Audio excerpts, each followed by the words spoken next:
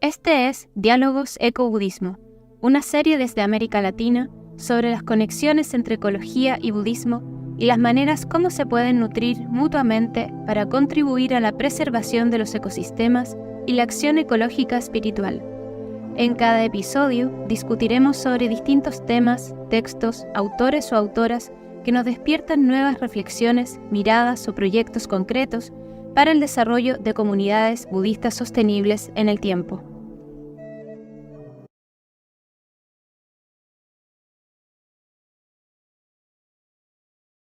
Muy buenas tardes, muy buenos días, muy buenas noches.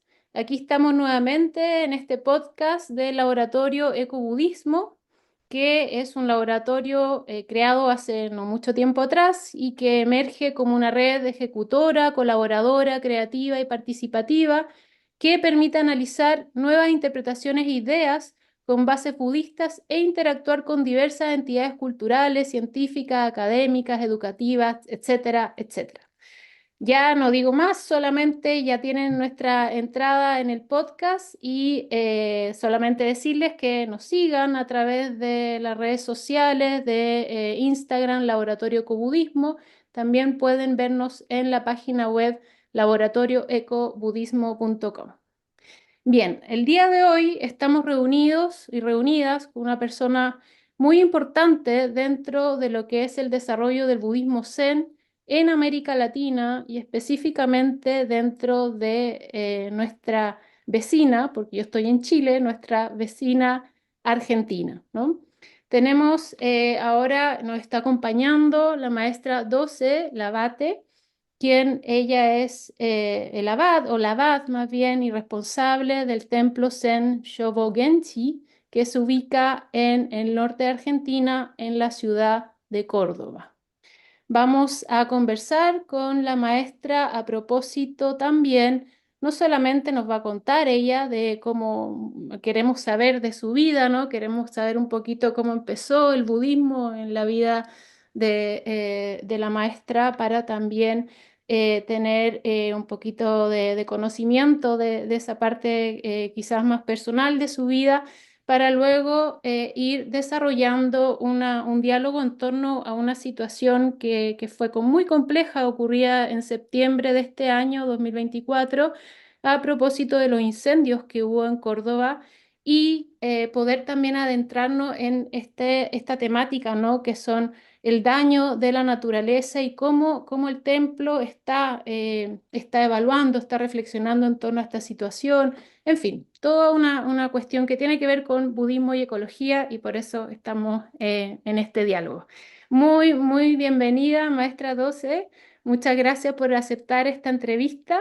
Y bueno, la primera pregunta es justamente, ¿cómo pasó? ¿Qué ocurrió? ¿Nos puede contar un poquito de cómo entra el budismo en su vida y actualmente cuál es el desarrollo y el papel que está cumpliendo en el templo? Hoy la verdad que tengo un profundo agradecimiento a estos como caminos del destino de haberme encontrado con el budismo. Me encontré en la adolescencia, ¿sí? Ya casi cercana en sí mismo a los 19 años, pero en mi casa había muchos libros y mi padre sigue siendo la verdad un gran lector.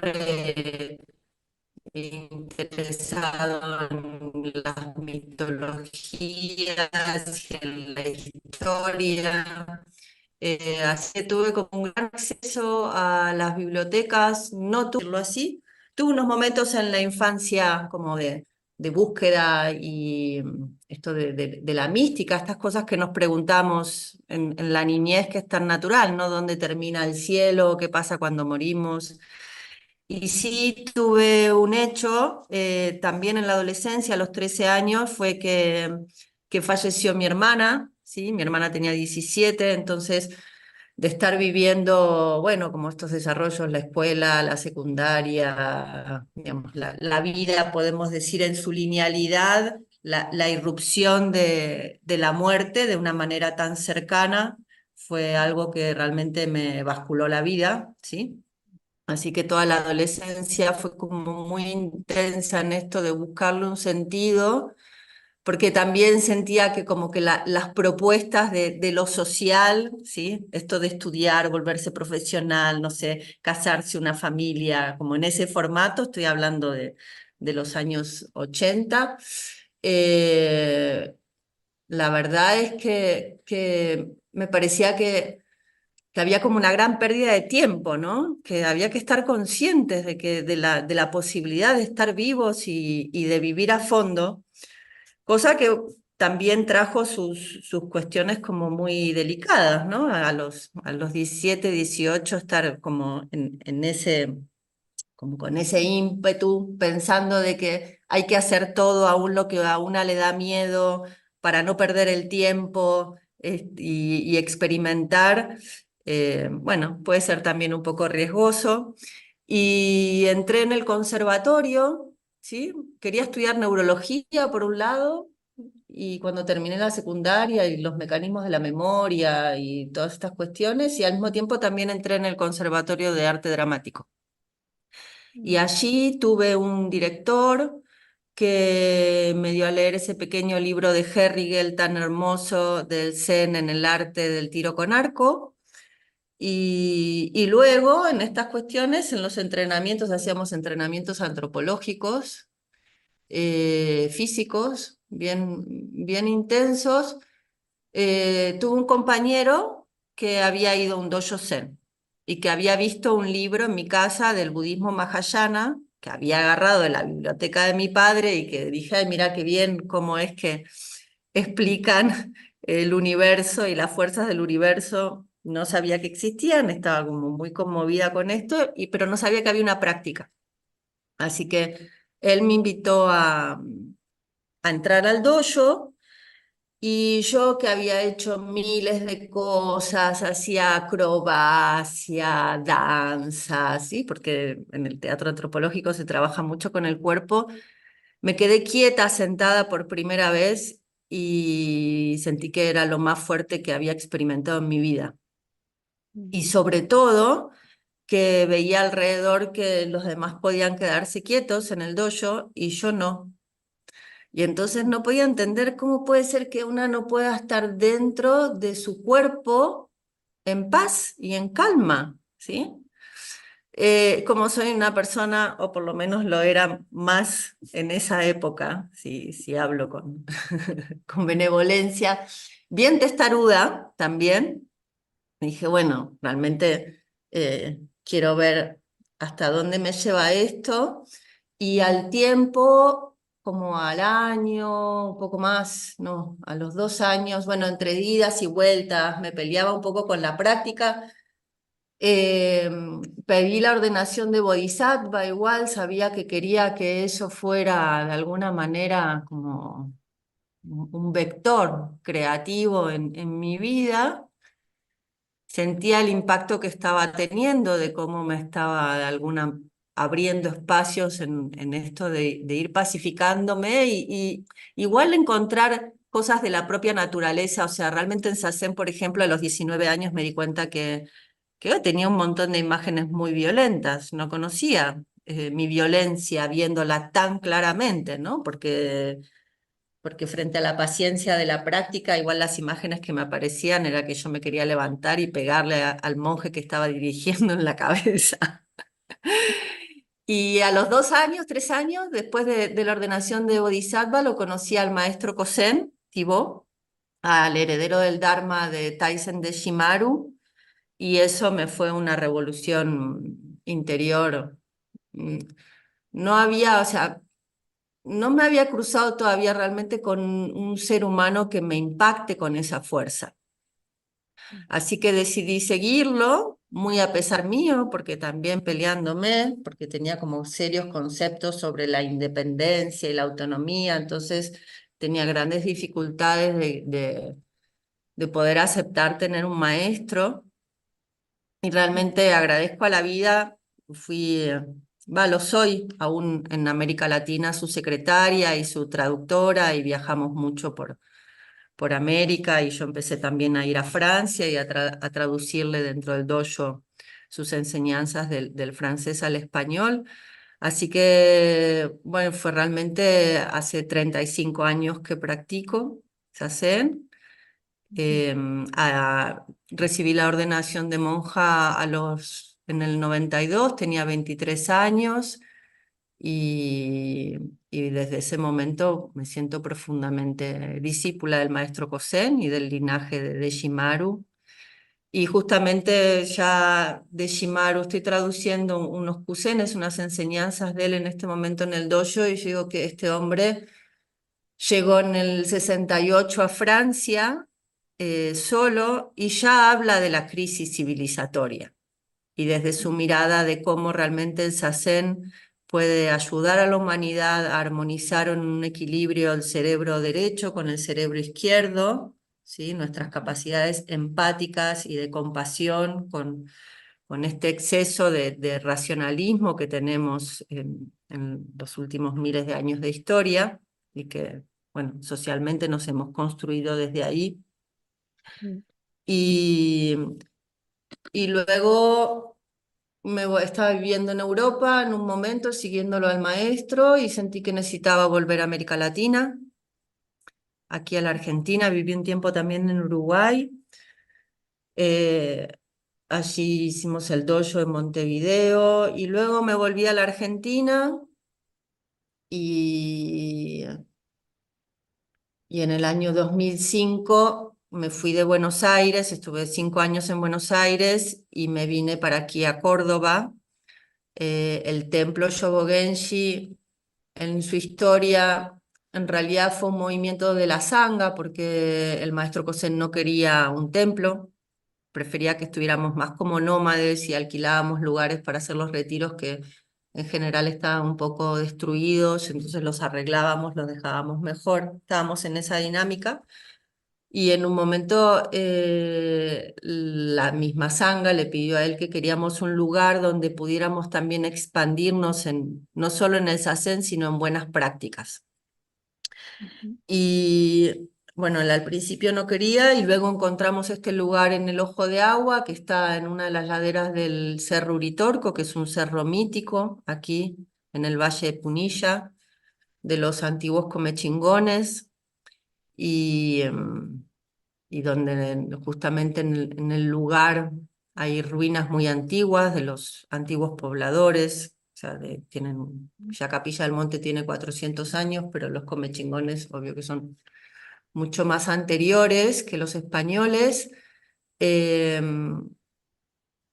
Hay un ojo de agua, hay agua en el lugar, y cuando el maestro Cosén, hubo una colombiana que vino a un retiro, un campo de verano en la cual estábamos discutiendo esto, y la colombiana se acercó y le dijo: maestro, yo conozco el lugar que ustedes están buscando. Y, y fuimos al lugar al final del retiro y él dijo: sí, ok, es aquí.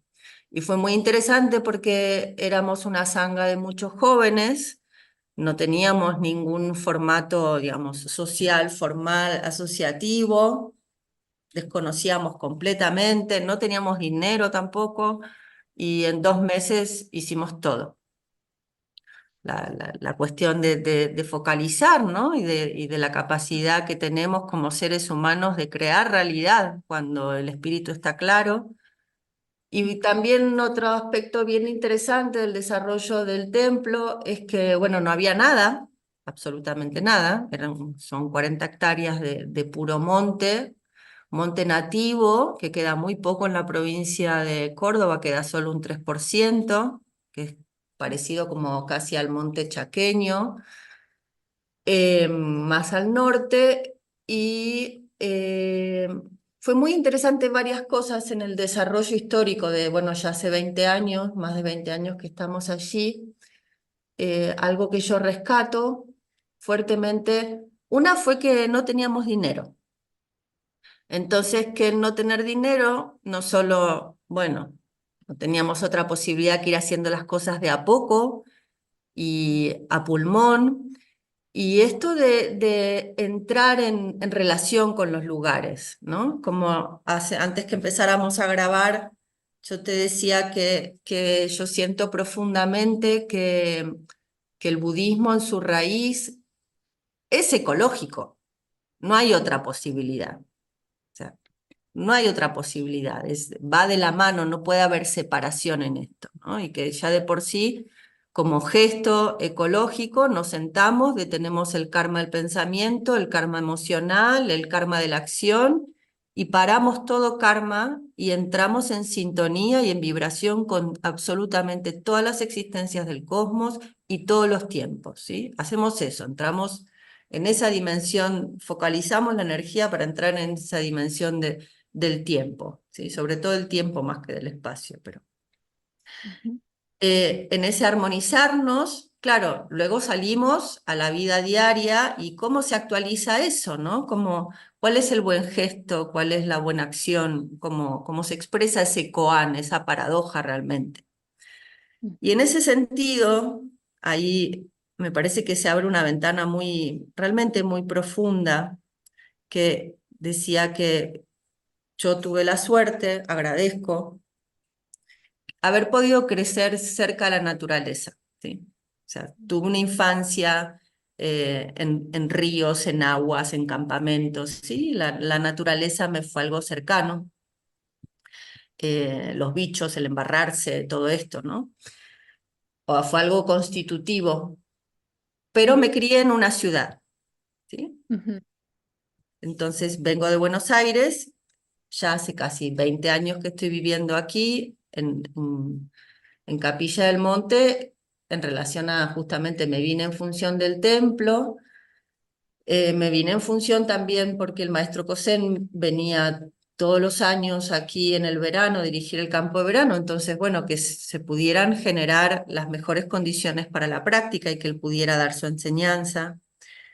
Y lo que fui descubriendo en estos 20 años fue que actualizar esto de estar en armonía, ¿no?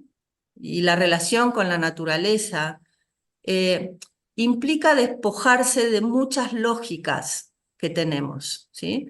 Lógicas que han venido en la transmisión, digamos, de abuelos, padres, ¿sí? Familia, en las tradiciones familiares, pero sobre todo en la educación que hemos recibido, ¿sí?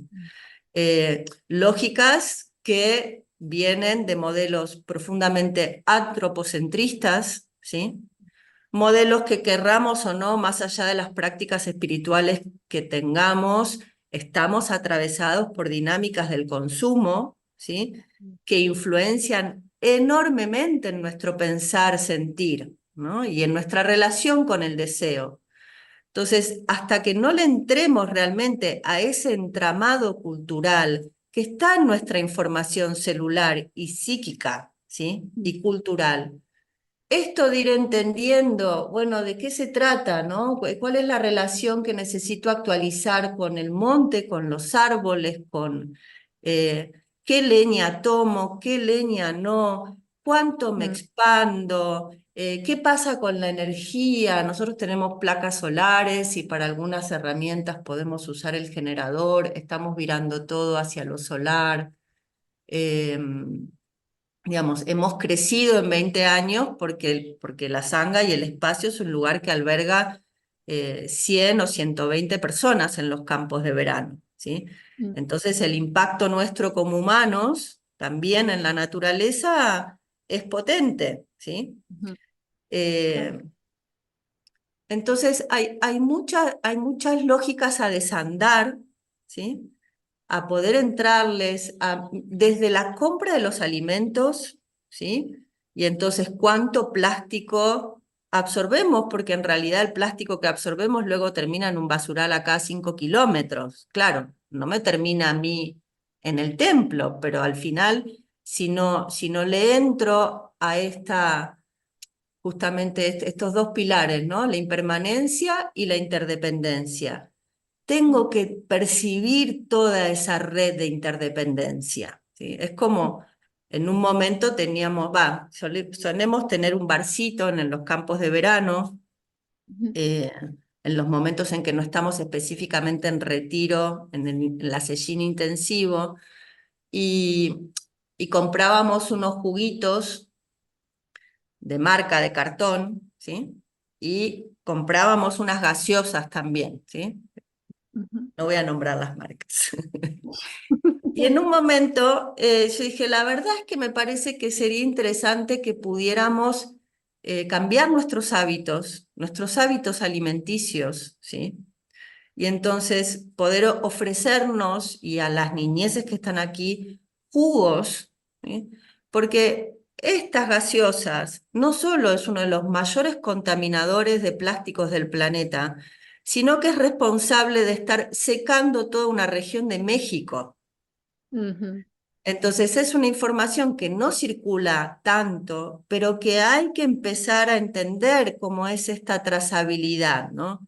Los dueños de estos jugos de naranja son los mismos que están haciendo quemas en frente de Rosario, en las islas que están allí en el Paraná. ujú, Entonces, estos tejidos de información para saber dónde uno pone la buena acción de su energía vital, ¿no? Ok, tenemos que comprar comida para abastecernos, o sea, acciones, usamos los autos todavía, pero por lo menos ir responsabilizándonos en el impacto, ¿sí? Y no repetir las mismas lógicas que tenemos en el cotidiano en la ciudad, ¿sí?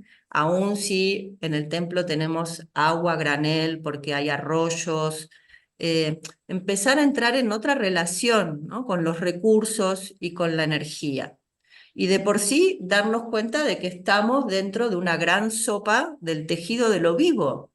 Entonces los árboles también hacen sacén con nosotros, ujú, los pájaros también, y entrar en esa relación con los elementos. Y yo no dejo, me doy cuenta que es un camino en los cuales en estos 20 años siento que ese lugar es un lugar privilegiado para hacer sasen, porque a veces hay unos silencios de la naturaleza realmente. La naturaleza es muy fuerte, ujú, sostiene un montón.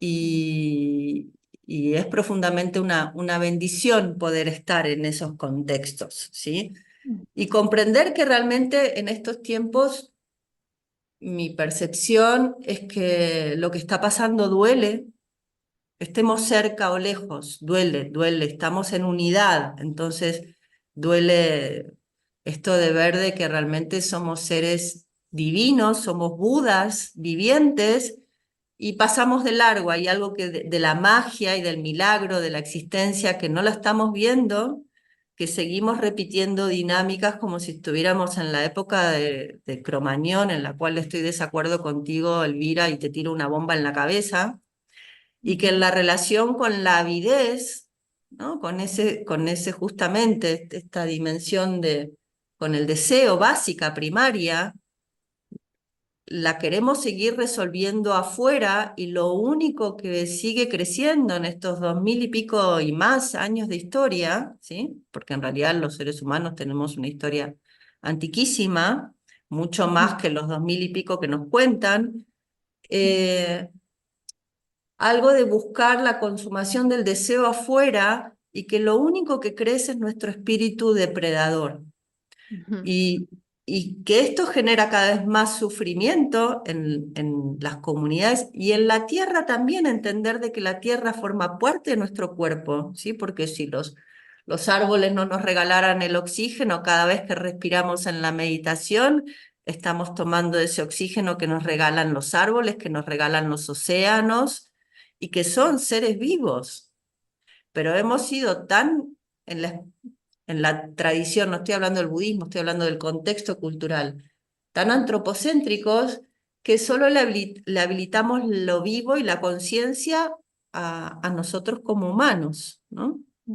Y el resto que vive, que percibe, que es sensible, que se estresa, que conversa, que se pasan datos, ¿sí?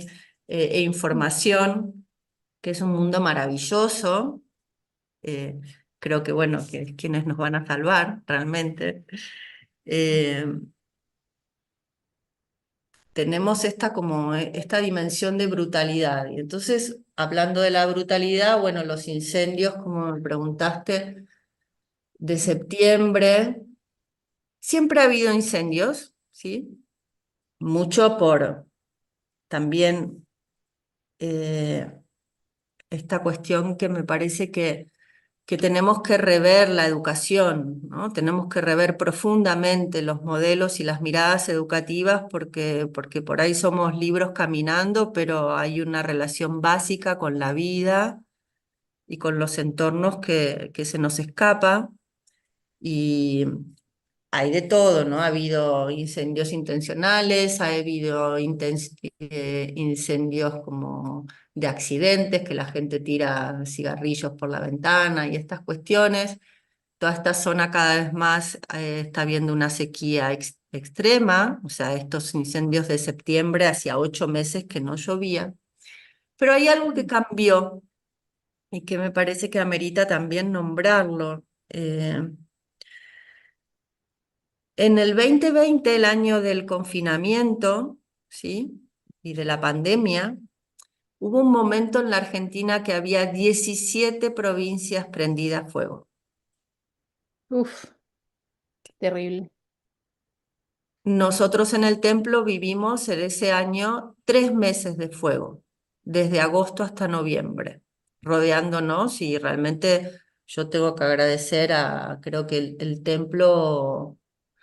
Pensé en un momento en Dogen, dije, bueno, a Dogen se le quemó 2 veces el templo, bueno, si perdemos todo, perdemos todo. Es así, hacemos zampai, nos rendimos frente a lo que es y la vida continúa, ¿no? Ahí es como el Mm, fuego es una inmensa enseñanza sobre la impermanencia, ¿sí? Y mm, sobre que, bueno, todo es ilusión realmente. Es muy fuerte porque realmente atraviesa el cuerpo, esté cerca o lejos, saber que está, la potencia del fuego como elemento es, como fuerza del espíritu es impresionante. mm, Eh, y esos 3 meses del 2020 fue la primera vez que, puedo decir, los fuegos fueron violentos, pero hubieron como otras situaciones eh, unas muy hermosas, ¿no? Lo que se vivió a nivel humano frente a la urgencia, el tejido humano y solidario de la gente, una experiencia, mira, diga esto y me vuelve a agarrar escalofríos, una experiencia espiritual, mm, puro agradecimiento, la fuerza del espíritu, la fuerza del amor, la generosidad, realmente darnos cuenta de que nuestra naturaleza profunda es amorosa, es solidaria, es generosa, o sea, no cabe duda. ¿No? No tiene nada que ver ni con la competencia, ni otras explicaciones que nos dicen de nuestra humanidad. ¿No? Realmente fue una vivencia con la gente impresionante, de mm, hermandad, hermosa. El templo se salvó justamente hubo gente de un barrio cercano que estuvo durante 15 días de la mañana a la noche llevando tachos, o sea, en pleno monte, mm, sin parar, sin medir, ¿no? La energía de cuánto doy, cuánto no doy, bueno, todo este fenómeno duró 3 meses, ese aspecto fue maravilloso y hermoso, el comunitario y el tejido comunitario, la fuerza. Lo que fue difícil fue a nivel político. Fue la primera vez que a los pobladores nos cerraban los caminos a defender nuestros lugares mm, y a salvar los animales. Y el concepto es que hay que salvar a las casas, los animales y el monte no entran dentro de un concepto a cuidar y de lo vivo, ¿sí? mm, Luego conversando con las fuerzas, digamos, bomberos y quisimos hacer luego al año siguiente unas reuniones para ir tejiendo bueno, este tejido social de prevención, de haber aprendido de la experiencia.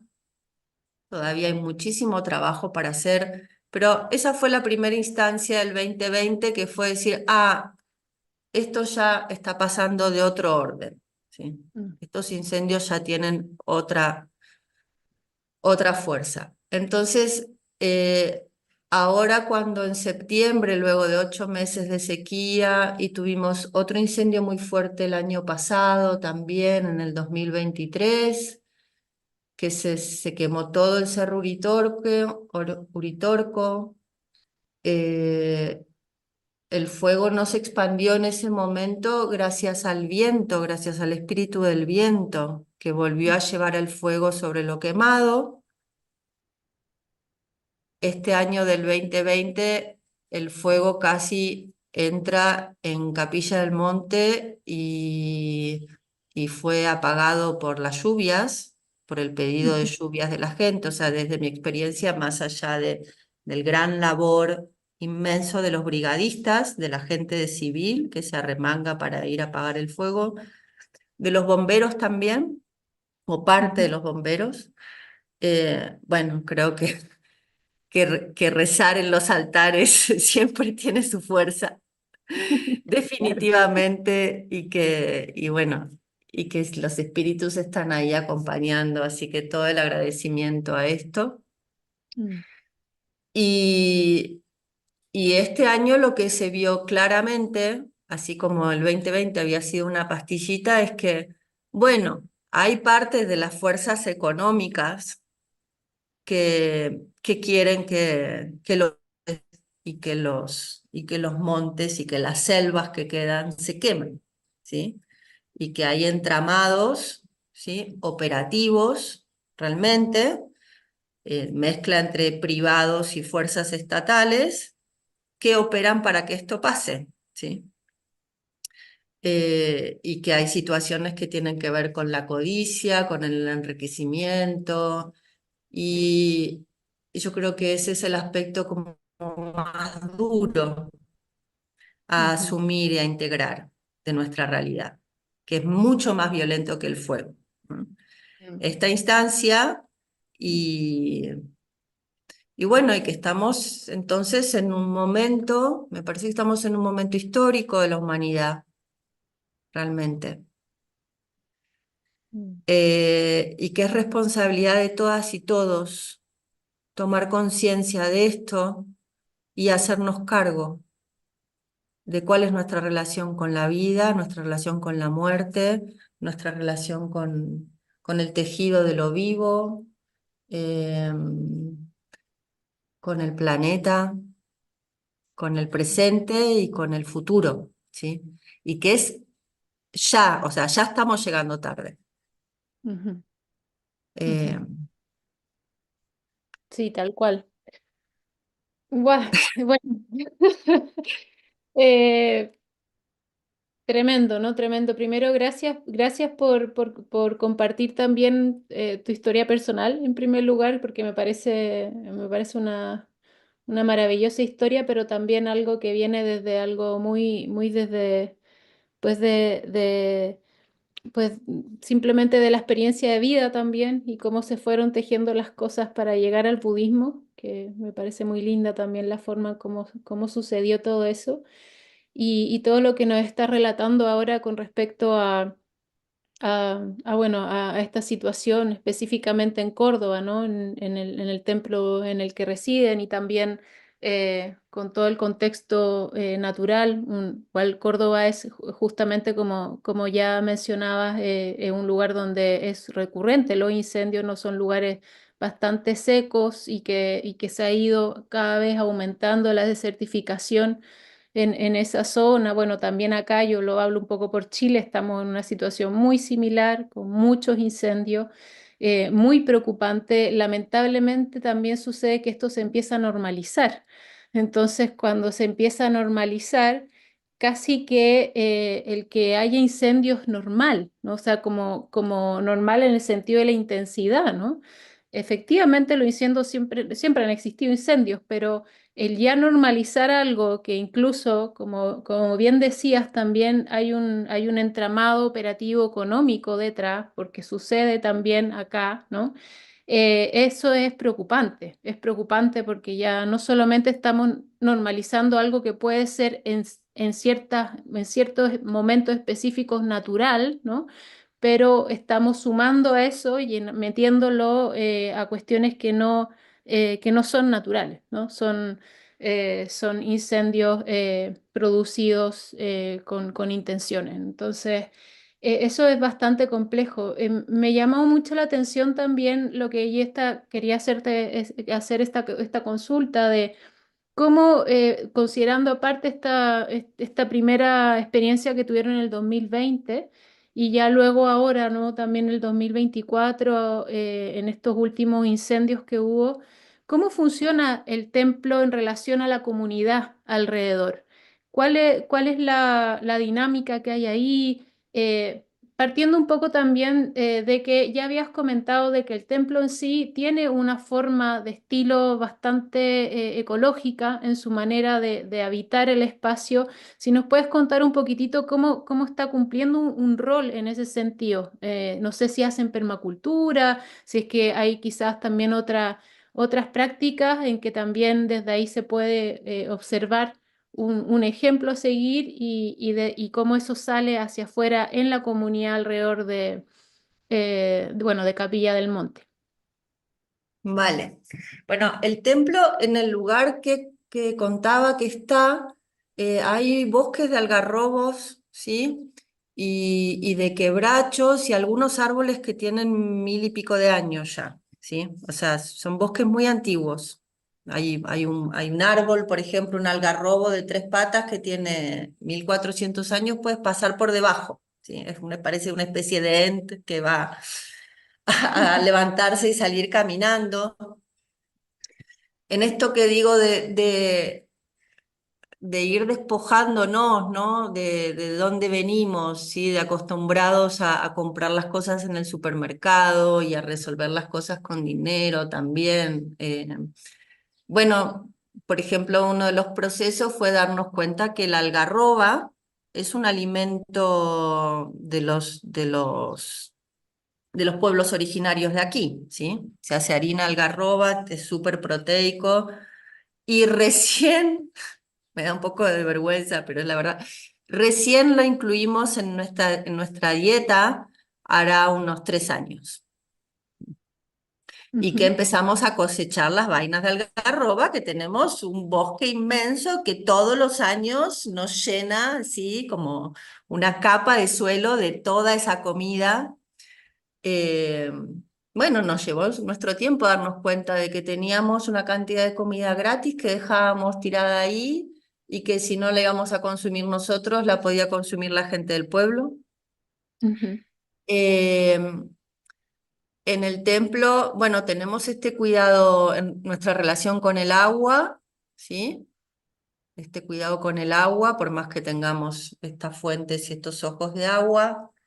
Tenemos una gran huerta que estamos intentando producir para por lo menos autoabastecernos los que vivimos allí, que en este momento somos entre 7 y 8 personas.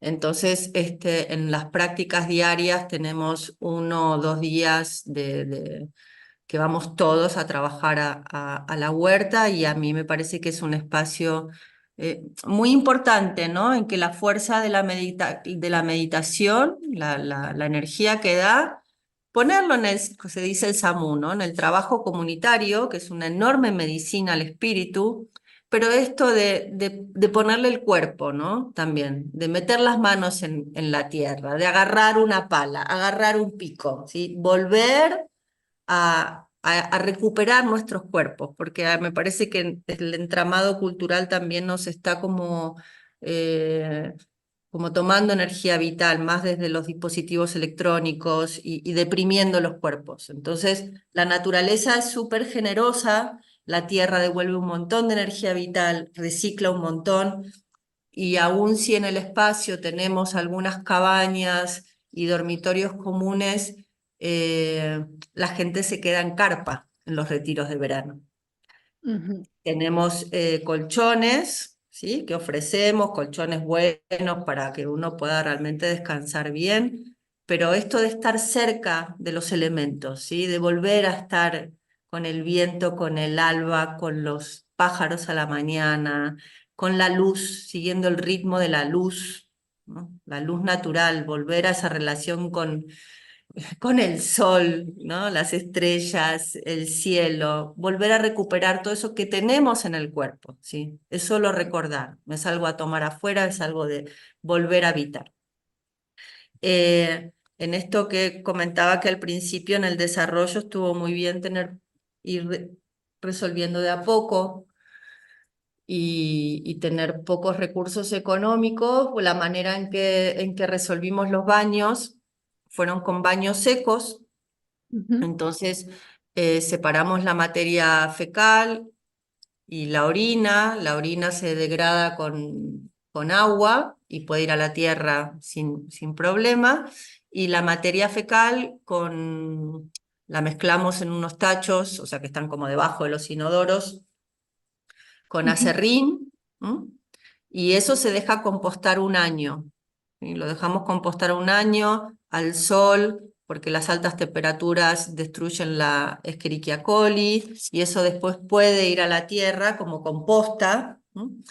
Y fue muy interesante también ese proceso, porque al principio lo hacíamos un poco como laboratorio, y luego que empezamos en el entramado, bueno, o sea, estar legalmente con la municipalidad de Capilla y tener los papeles y los planos y todo esto, terminamos trabajando con las universidades y justamente una de las cosas tan fuertes que planteaban la gente del INTA, de la universidad, que también estaban trabajando con equipos extranjeros, es que en ese momento, ya esto debe haber sido hace fácil unos 10 o 15 años ya, 10 ujú, años seguro. El problema, por ejemplo, de cloacas en la Argentina era inmenso, o sea, había un 50% de la población sin cloacas. Y los ujú, baños secos podría ser una enorme solución a esa problemática. Lo que pasa es que hay que cambiar las maneras de vuelta, las prácticas, las maneras de pensar.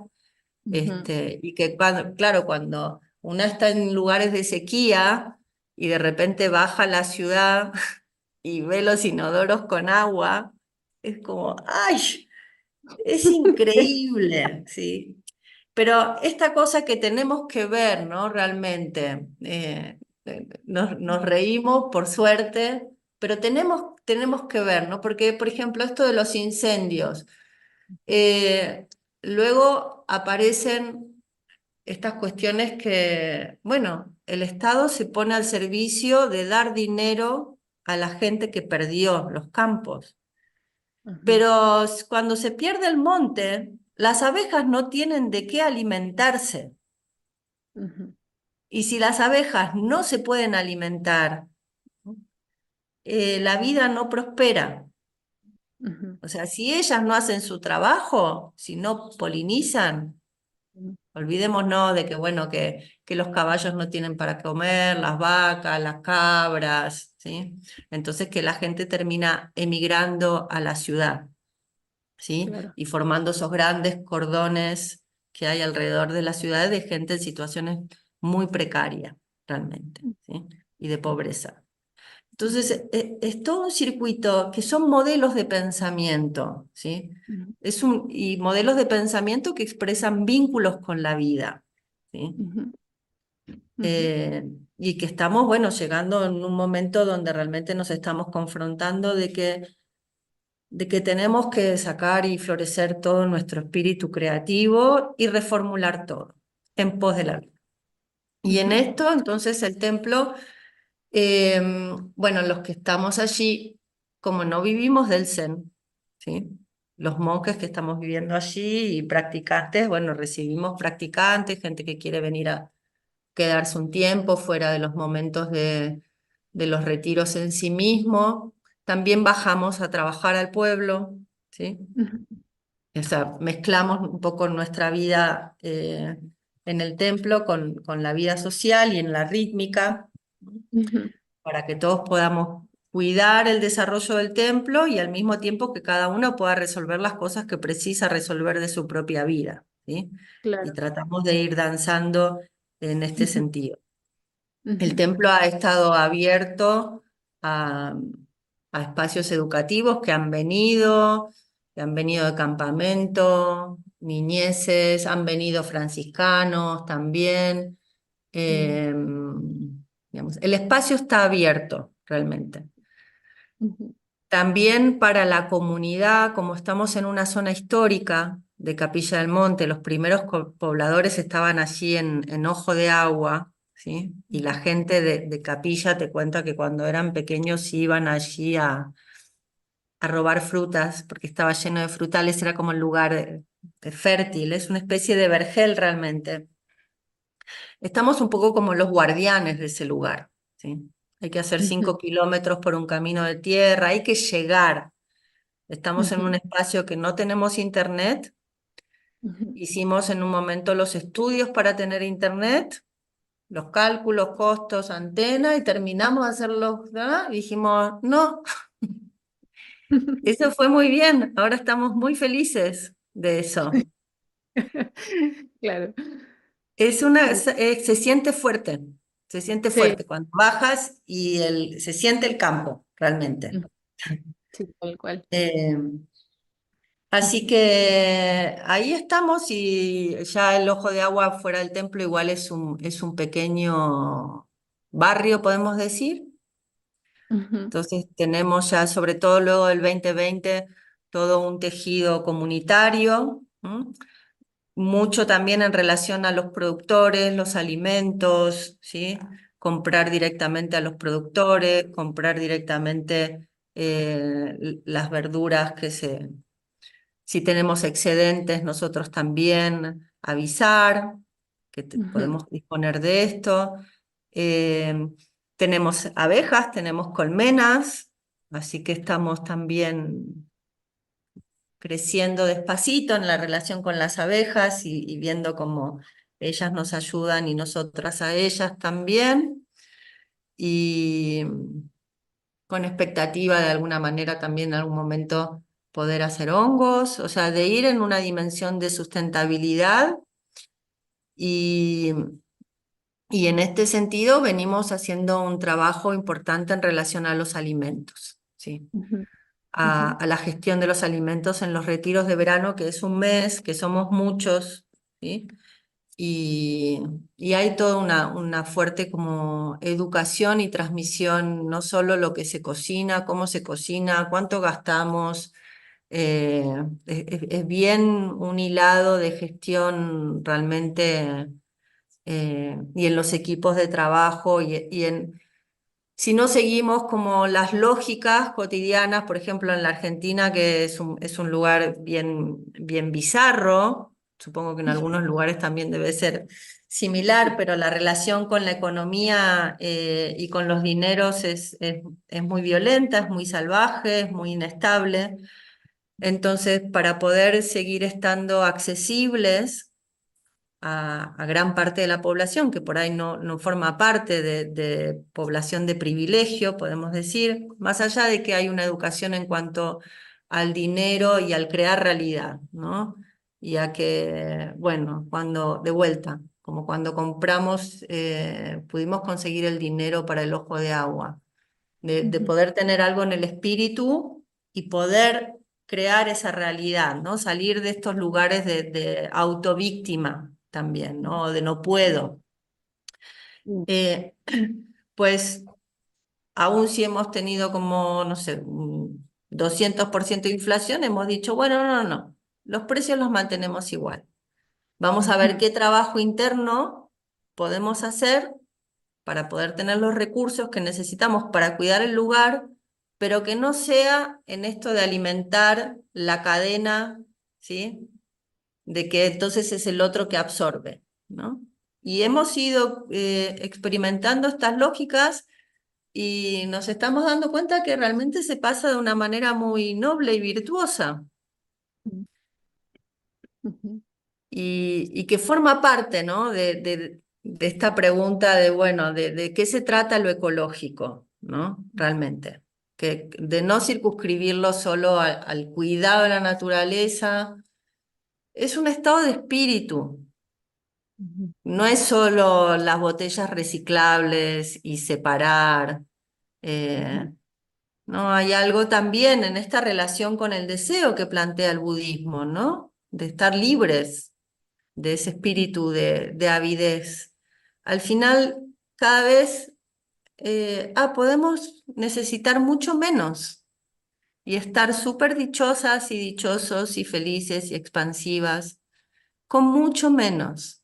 Y cuidar la ujú, práctica y transmitir estos patrimonios de la humanidad, porque son saberes ancestrales desde los inicios de los tiempos que trascienden el budismo. ujú, eh, y colaborar en el tejido colectivo, ¿no? De esta emancipación realmente del espíritu. ujú. Gracias, maestra Doce. En verdad ha sido muy fructífero todo lo que está comentando, todo, bueno, toda la experiencia, lo que se está haciendo en el templo, magnífico, la verdad, y es algo que para nosotros también es justamente lo que nos interesa también manifestar, mostrar, que esto se conozca, se sepa también de lo que se está realizando. Y claramente da muchas ganas de ir mañana al templo. Vengan. Instalarse ahí, instalarse ahí, hacer todas las colaboraciones necesarias porque es muy motivante también, es muy motivante lo que están realizando y se agradece desde ya ese trabajo porque el que se esté haciendo esto en Córdoba, independiente que nosotros no estemos, o en mi caso no estoy allá, o las otras personas del Evo, quienes estén escuchando, ¿no? El dar esa colaboración en un espacio de 40 hectáreas y que también está replicándose en otras zonas de Capilla del Monte, evidentemente es un apoyo también al planeta y es un apoyo también a ir generando conciencia en esta situación tan urgente en la cual efectivamente nos encontramos. Para ir ya cerrando, porque la verdad es que hemos estado ya una hora que me pasó Pasó, uf. volando, fugaz. Solamente, bueno, un par de cosas. Quería pedir primero, si nos pudieras dar un consejo para esas sangas budistas que están en la urbanidad, que es un poco más difícil, ¿no? Porque en la parte, en la zona rural, en la zona de naturaleza, claramente la conexión es más rápida, es más fácil y de una otra forma uno genera una conciencia, ¿no? Más rápida en ese sentido. Pero en la parte de la urbanidad, de muchas sangas que están en ciudades, ¿no? En diferentes lugares, qué consejos darías en torno a esto, al cómo hacer este cambio de switch, ¿no? Esta deconstrucción del estilo de cómo estamos habitando para poder volver a retomar esta vida mucho más en esta interrelación con la naturaleza. Y finalmente también pedirte una especie de publicidad de lo que están, más que publicidad, es simplemente que nos diga cómo el público pueda contactarse con ustedes, si es que hay algún interés también de poder incorporarse a esos retiros, en fin. Súper, gracias. A ver, en relación a aquellos que están en la ciudad, mis más profundos respetos, porque realmente creo que hay que estar fuerte para estar en la ciudad en estos tiempos, ¿sí? No son las mismas ciudades ni los mismos contextos que hace 20 años, claramente. Eh, Me parece que, bueno, esto de a veces hacer un esfuerzo y practicar en conjunto, o sea, acercarse al dojo, juntarse con otros, o sea, continuar esas prácticas, es algo que fortalece fuertemente, ¿sí? Juntarse para practicar, porque, claro, el 2020 abrió estas posibilidades de los Zoom y también, bueno, para la gente que está lejos es genial, ahí está el recurso de poder hacer Zazen online, eh, o por lo menos la Sangha Kosen eso en un momento lo operativizó y lo continúa, pero esto que da el estar, ¿no? La presencia, ¿sí? Y que los corazones se sincronizan en el dojo y algo pasa como un gran fuego. No olvidarse de eso, no olvidarse que que bueno, que también podemos estar incómodos y que forma parte del movimiento de la vida, ¿sí? Y tener buenas estrategias. Creo que hay que mover, creo que hay que entrar y salir de la ciudad. Creo que así como una puede tener buenos soundtrack, que la música es una medicina al espíritu, puede tener sus rituales también de bailar, que es una medicina al espíritu. eh, bueno, tener estas estrategias, ¿sí? De cada tanto estar con las patas en la tierra, cada tanto ir a mirar el horizonte, cada tanto salir de mi apartamento e ir a ayudar al vecino o a aquellos que están a 50 kilómetros y que están haciendo esto, de reforestar o de hacer una huerta comunitaria, o sea, involucrarse y mover el cuerpo fundamentalmente, ¿sí? Entender cómo esto de lo básico, ¿no? De qué me vitaliza, qué me vitaliza. ¿Sí? Si me quedo demasiado quieta, tenemos cuerpos para caminar kilómetros, venimos de ahí, de la sabana, ¿no? Y que no es ir al gimnasio, entender de que no se soluciona con ir al gimnasio y que el yoga está bien, pero que necesitamos recuperar unas potencias. Y entonces la ciudad es un contexto justamente más hostil para esto y que entonces hay que estar pillas y pillos y trazarse buenas estrategias para volver a recuperar las potencias de nuestros cuerpos, fundamentalmente. Y esa alegría de vivir, que esa soberanía del espíritu me parece muy importante, más allá de todo lo que esté pasando, no perder esa soberanía del espíritu, ¿no? De celebrar la vida, que no significa estar disociadas o disociados, nada que ver. Eh, Frente al cuerpo como la superficie del impacto, ¿no? De lo que recibimos de afuera y lo que también emerge de dentro. Y en relación al segundo punto, el templo Yobogenshi, entonces estamos aquí a 5 kilómetros de Capilla del Monte. El próximo retiro grande es en el mes de enero. Hay 3 retiros de 10 días. Se puede hacer un retiro de 10 días, se pueden hacer los 3, se pueden hacer 2. Igual el templo en el año está abierto, no se puede comunicar.